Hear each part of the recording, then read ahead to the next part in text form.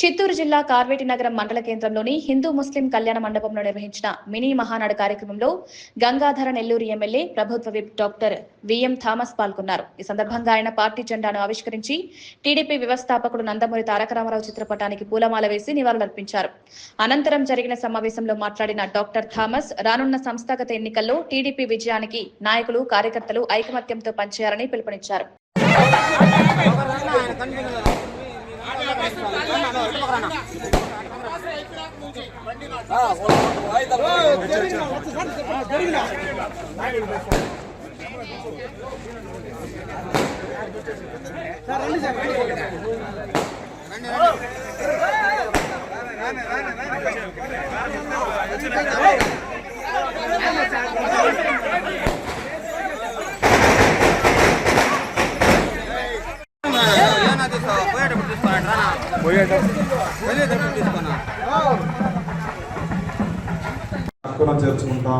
చేర్చుకుని ఒక ట్రాక్ లో వెళ్ళి బ్రహ్మాండంగా లోకల్ బాడీ సెలక్షన్ ని క్లీన్ స్వీప్ చేద్దాం.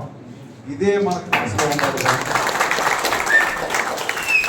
ఎట్లా అయిపోయిందంటే ఈయన చూస్తే ఆయనకు కాదు, ఆయన చూస్తే ఈయనకు కాదు, ఈయన చూస్తే ఆయనకు కాదు. శత్రువు ఎక్కడో లేదండి, మనలోని మన పక్కనే ఉన్నారు. అట్లా అయిపోయింది. అలా ఉంటుందండి దయచేసి. ఎందుకంటే మన పార్టీ చాలా డిసిప్లైన్ అనే పార్టీ. ముఖ్యమంత్రి గారికి ఇవన్నీ నచ్చదు.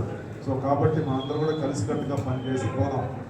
మీరందరూ మూకుమ్మడిగా మాకు ఈ మండలంలో ఈ సమస్యలు ఉన్నాయి, దీన్ని ఖచ్చితంగా మనం చేయాలని చెప్పేసి మీరే తీసుకొస్తే నేను నేరుగా మిమ్మల్ని కలెక్టర్ దగ్గర కూర్చోబెట్టి మీ ముందే అక్కడ ఏమేమి మనం చేయగలమో అన్ని కూడా టిక్ కొట్టి నేను చేపిస్తానని చెప్పి మీ అందరినీ కూడా కోరుకుంటున్నాను.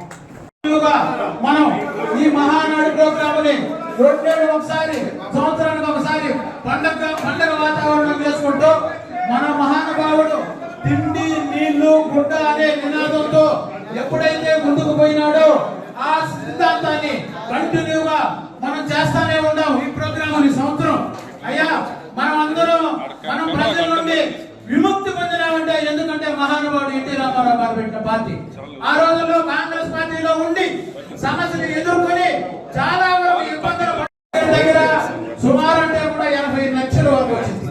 ఎందుకో ప్రతి ఒక్కరికి ఇంతవరకు ఎవరో సీఎం రిలీఫ్ ఫండ్ అంటే తెలియని వాళ్ళు ఉన్నారు.